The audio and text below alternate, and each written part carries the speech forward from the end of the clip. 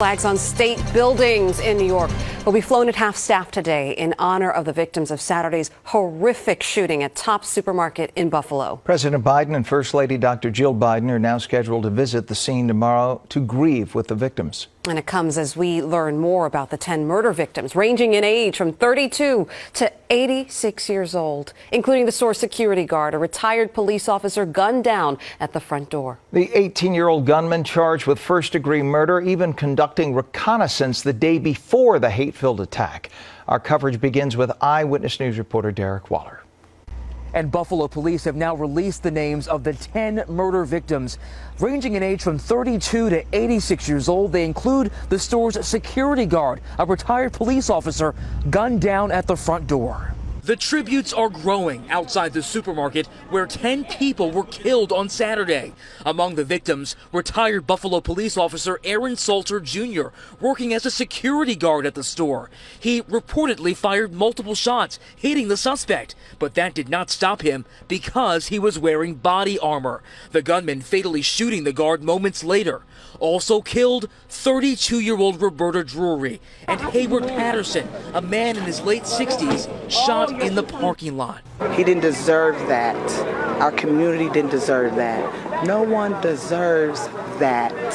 And 86-year-old Ruth Whitfield. Her son Garnell tells ABC News his mother stopped by the market on her way home from visiting her husband in a nursing home.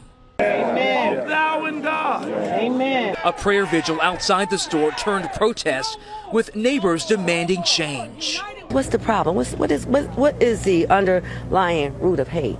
Is it fear? Is it the nonsense that they're spewing out? It's something. As the investigation continues, people who were in the store, like employee Fragrance Harris Stanfield, are trying to process the trauma. I thought I was going to die right there on the floor. I got up somehow, lost my shoes, my keys, everything flew off of me, and I just kept running and running. Stanfield told me her 20-year-old daughter, who also works at Tops, became separated in the chaos. She crouched down, she sat hiding at register 6 the entire time. She didn't come out until the police came. She was in the store. What was that like when you finally were reunited with her? Oh my God, I didn't want to let her go. You see how hard I'm holding on to him? I held on to her. And we've also learned that tomorrow President Biden is scheduled to be here in Buffalo with First Lady Jill Biden to grieve with the victims. In Buffalo, New York, I'm Derek Waller, Channel 7 Eyewitness News. Thank you to Derek for that report. And at 6:35, we're learning haunting details about this alleged gunman accused of traveling more than 200 miles to carry out this hate-filled attack.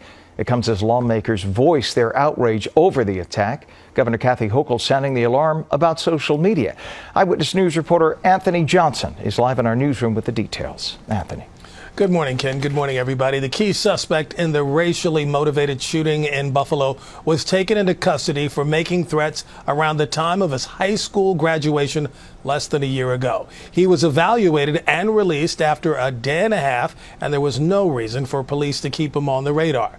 18-year-old Peyton Gendron is described by his former classmates as quiet, but he had them laughing when he wore a hazmat suit to school when they were allowed to return to class during the pandemic. Just months later, in an assignment about his plans for the future, Gendron reportedly talked about murder-suicide. Police were called, but no charges were filed. He's accused of targeting the Buffalo supermarket where he carried out his attack in order to have the greatest impact on the black community. It was part of the racist, hate-driven manifesto he allegedly wrote and posted online leading up to the attack, saying he had been planning it for years. Governor Hochul says his hate was allowed to thrive on social media. These depraved ideas are fermenting on social media. It's spreading like a virus now.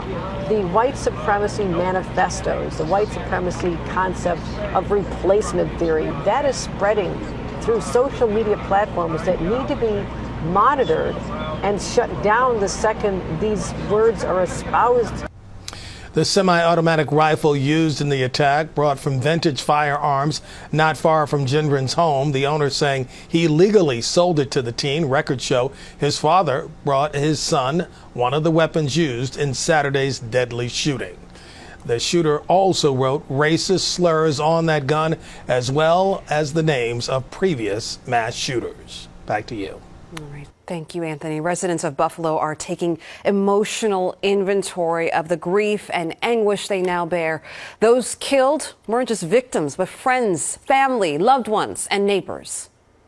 Right around the corner was one of the church we used to go to, and we know so many of the pastors in this community, and it just hurts why somebody would do that. Local organizations like the Buffalo Community Fridge and Buffalo Creek Academy are delivering food to people in the area who can't find rides to another grocery store, and Tops will shuttle customers to another location because alternative shopping options in the area are sparse. Our time is 6:38, and here in our area, beefed up police presence at some of the city's predominantly black churches, and calls to reform gun laws even louder in the wake of this attack. The mass shootings in Buffalo renewing the debate over concealed carry laws in New York State. Eyewitness News reporter Sonia Rincon live in Harlem with that part of our story. Sonia? Ken, what we saw on Saturday was a painful reminder, not just of the hatred and white supremacy and extremism, but also the continued easy access to guns, even here in New York State. And those were two troubling themes we heard from elected officials visiting churches yesterday as they were seeking to comfort, but also to promise action and not just thoughts and prayers. At predominantly black churches, there was an increased police presence yesterday for Sunday services. The NYPD says there is no threat, but that this was out of an abundance of caution.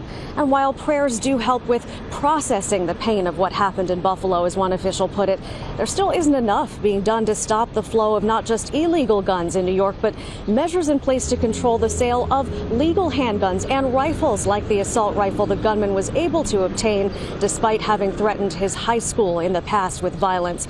Governor Hochul is promising more action in the coming days to close loopholes. And yesterday, Mayor Adams told me this underscores the urgency of cracking down on the flow of guns into the city. Hate is festering, and we're giving people the means to harm innocent people. I'm just really disgusted by how slow we're moving as a country. The thought that the Supreme Court is talking about doing a right to carry bill, this is just really a troubling place for us.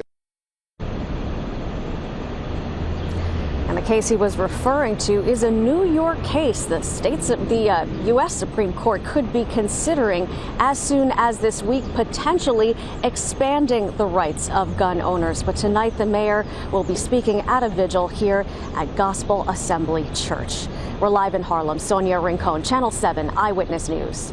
Sonia, thank you, and stay with Eyewitness News both on air and online as we follow the supermarket massacre in Buffalo.